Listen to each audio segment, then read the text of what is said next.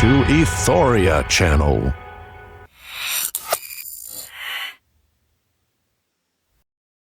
The most respected people in history never demanded respect. They earned it through silence. Warning: this is not a story for your eyes.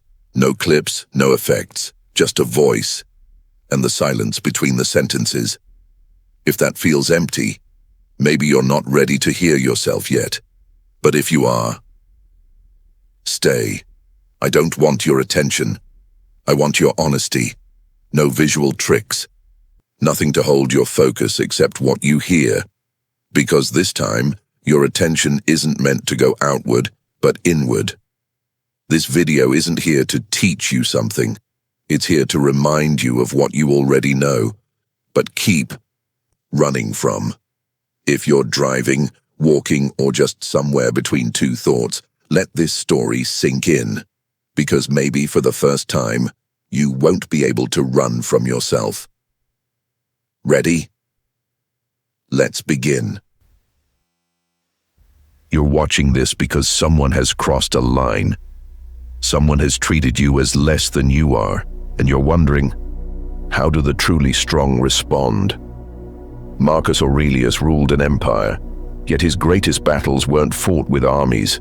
They were fought within his own mind, against his own reactions, against the very human urge to fight back when disrespected.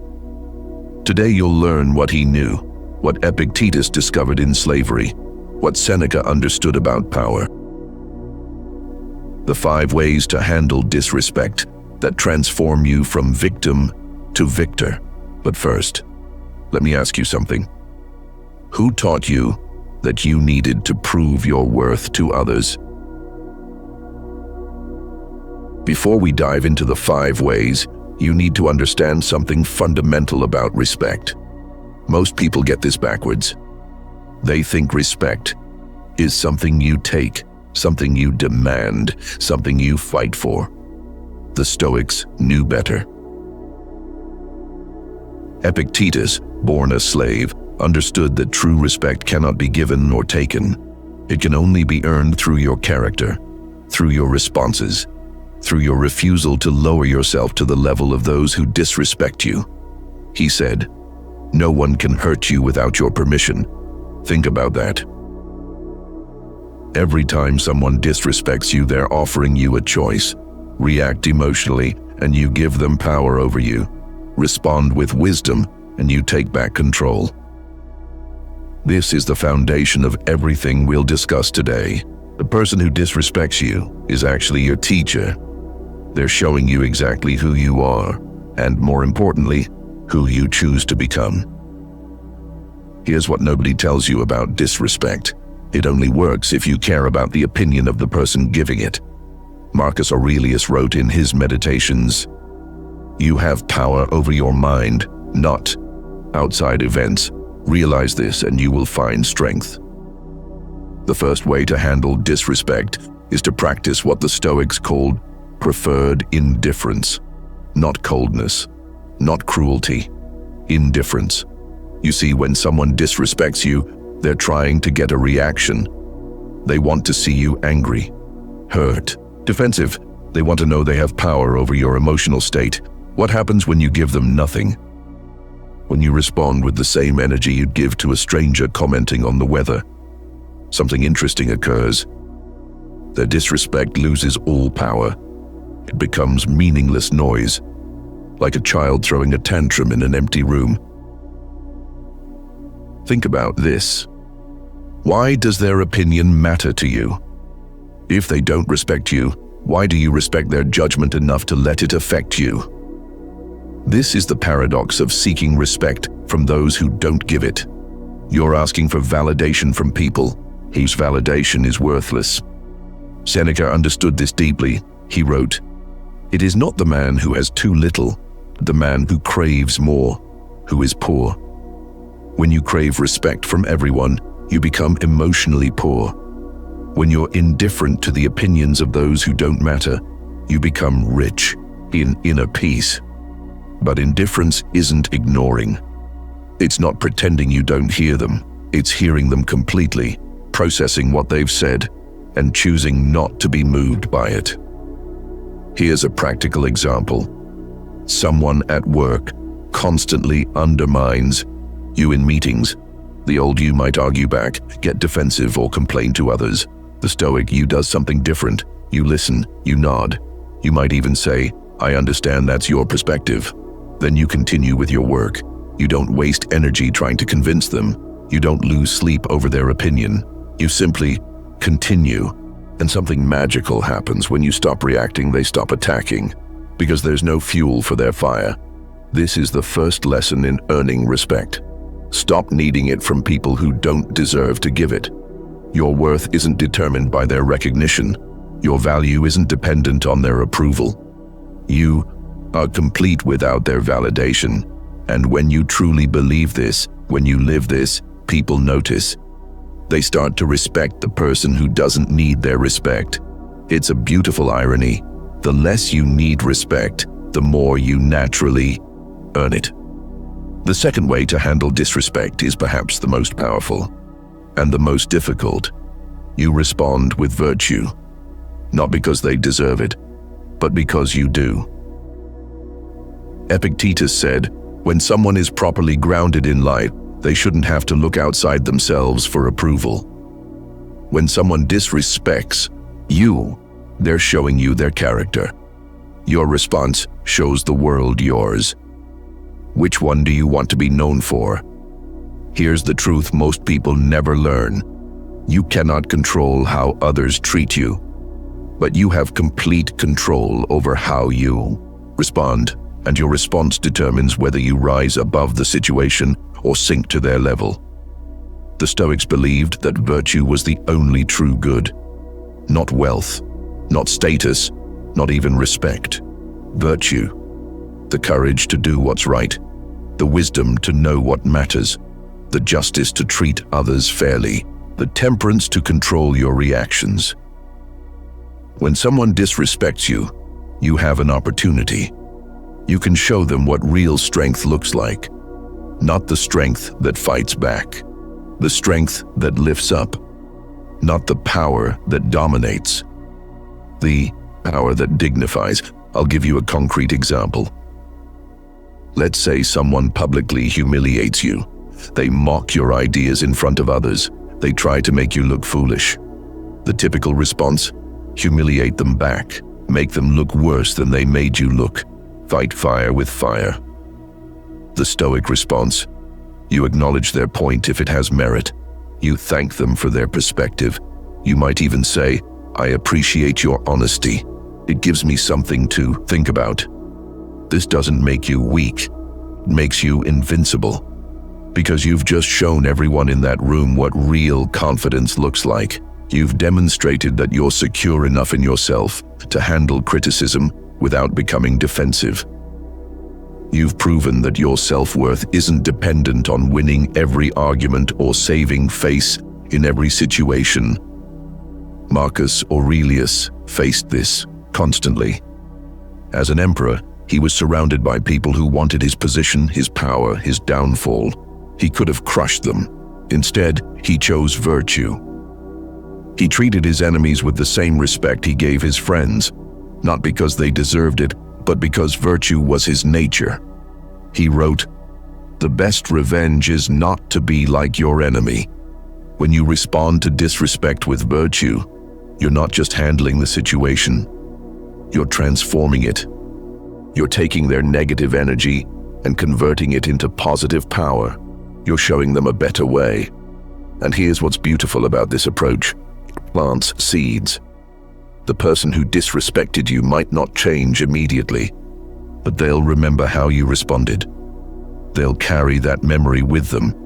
And maybe, just maybe, the next time they're tempted to disrespect someone, they'll remember your example. This is how you change the world. One virtuous response at a time. One moment of choosing character over comfort. One decision to be better than the situation demands. The person who disrespects you is giving you a gift. They're giving you the chance to practice virtue under pressure. They're offering you the opportunity to become the person you want to be. Don't waste it by sinking to their level. Rise above it. Show them what real strength looks like. Show yourself what you're truly capable of. The third way to handle disrespect is to change how you see it. The Stoics called this the discipline of perception, and it's the difference between being a victim and being victorious. Here's what I mean. When someone disrespects you, your mind immediately creates a story. They don't value me. They think I'm worthless. They're trying to hurt me. But what if none of that is true? What if their disrespect has nothing to do with you at all? Marcus Aurelius wrote, "You have power over your mind, not outside events." Realize this, and you will find strength. The event is someone treating you disrespectfully. The story you tell yourself about that event determines your emotional response. Change the story, change your experience. Think about it this way. When someone disrespects you, what are they really telling you? They're telling you about their own insecurities, their own fears, their own lack of self-control. They're broadcasting their internal state to the world. And somehow you're taking it personally. Epictetus understood this. He said, "It's not what happens to you, but how you react to it that matters." When someone disrespects you, you can choose to see it as an attack on your worth, or you can choose to see it as information about their character. One interpretation makes you a victim. The other makes you an observer. Let me give you a specific example. Your boss constantly criticizes your work in front of others, never in private, always publicly. The victim story. He's trying to humiliate me. He doesn't respect me. He wants me to fail. The observer story. He's insecure about his own performance. He's trying to look competent by making others look incompetent. He's managing his own anxiety by projecting it onto his team. Which story serves you better? Which one gives you power? Which one allows you to respond with wisdom instead of emotion? When you see disrespect for what it really is, someone else's inability to manage their own emotions, you stop taking it personally. You start seeing it as data, information about who you're dealing with, insight into their character, not yours. This shift in perception is transformative. It moves you from reactive to responsive, from emotional to rational, from victim to victor. But here's the deeper truth the Stoics understood. Sometimes the person disrespecting you is right. Sometimes their criticism is valid. Sometimes their lack of respect is earned. And in those moments, the discipline of perception becomes even more powerful because you can see their disrespect as a gift, a mirror, a chance to grow.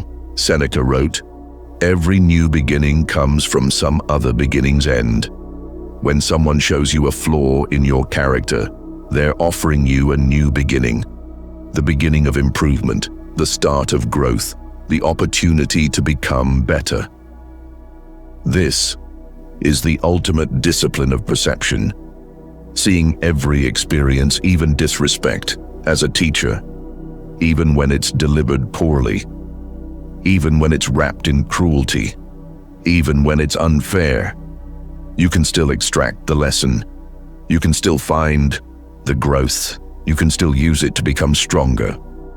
The person who disrespects you thinks they're diminishing you, but through the discipline of perception, you use their negativity as fuel for your own development. You transform their poison into your medicine, their weakness into your strength. This is true power, not the power to control others, the power to control your own mind, to choose your own interpretations, to write your own stories. When you master the discipline of perception, you become undefeatable, because no one can harm you without your permission. No one can diminish you without your cooperation.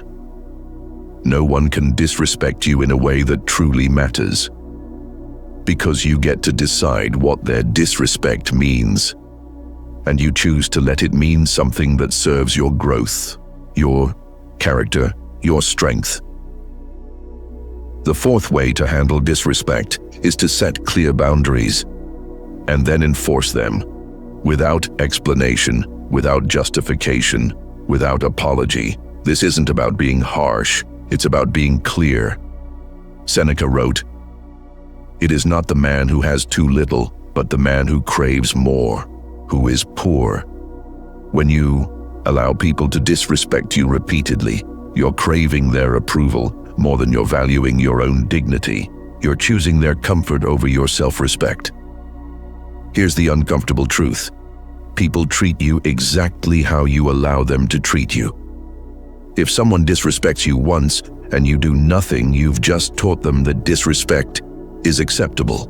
If someone disrespects you twice and you do nothing, you've confirmed the lesson. If someone disrespects you repeatedly and you continue to engage with them as if nothing happened, you've become complicit in your own mistreatment. Boundaries aren't walls. They're not meant to keep everyone out. They're gates. They're meant to let the right people in and keep the wrong people at the appropriate distance. The Stoics understood this.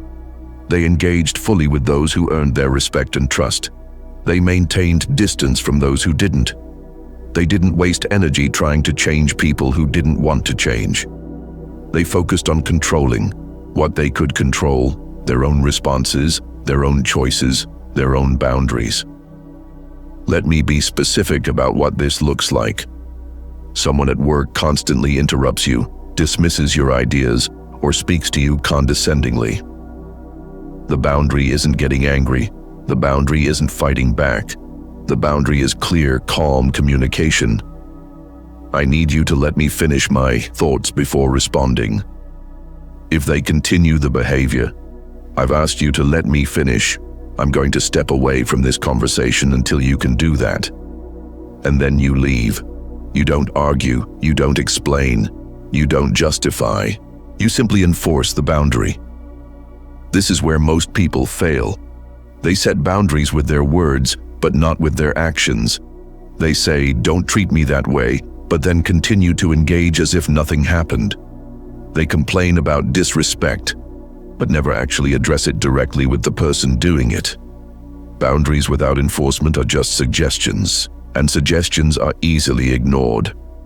Marcus Aurelius dealt with this as an emperor. He couldn't avoid difficult people. He had to work with senators who opposed him, generals who questioned him, citizens who criticized him, but he controlled how much access they had to his peace of mind. He wrote, "You always own the option of having no opinion. There is never any need to get worked up or to trouble your soul about things you can't control. These things are not asking to be judged by you. Leave them alone." Some people in your life deserve full access to your time, energy, and emotional availability. Others deserve limited access. Some deserve no access at all. Your job is to decide who belongs in which category, and then live accordingly. This doesn't make you cold or cruel. It makes you wise. You have limited time on this earth, limited energy, limited emotional resources. Why would you spend them on people who don't value what you're offering? Why would you give your respect to people who don't respect you in return? The most loving thing you can do for a person who disrespects you is to show them that their behavior has consequences. That disrespect leads to distance. That treating you poorly means getting less of you, not more. Sometimes, the kindest boundary you can set is complete separation. Sometimes, the most loving thing you can do is walk away. Not in anger, not in hatred, in clarity, in recognition that this relationship isn't serving either of you. And that's okay. Not everyone is meant to be in your life. Not everyone deserves your energy. Not everyone has earned the right to your presence. The Stoics called this preferred indifference. Some people are preferred to be in your life. Others are preferred to be distant. Your job is to know the difference and to act accordingly. The fifth and final way to handle disrespect is the most powerful. You use it to become stronger. You become what Nassim Taleb calls anti-fragile, not just resilient, not just able to bounce back, but actually improved by the experience, strengthened by the struggle, enhanced by the challenge. The Stoics understood this concept 2,000 years before Taleb gave it a name. They called it the discipline of desire, the ability to want what happens to you, to find benefit in every experience, to extract strength from every challenge. Epictetus said, "It's not what happens to you, but how you react to it that matters." But he meant something deeper than just controlling your emotions.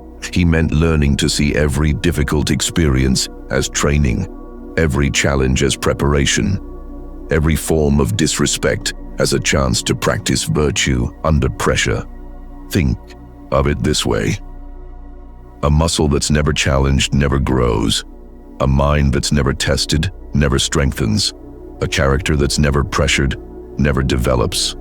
The person who disrespects you is your unwitting trainer. They're providing the resistance you need to grow stronger. Here's how this works practically. Someone questions your competence publicly. Instead of feeling diminished, you use it as motivation to become more competent. You study harder. You prepare more thoroughly. You develop your skills more completely. Their disrespect becomes the catalyst for your improvement. Someone treats you as if you're not worthy of respect. Instead of accepting their assessment, you use it as fuel to become more worthy. You work on your character. You develop your virtues. You become the kind of person who naturally commands respect. Their disrespect becomes the foundation of your self-respect.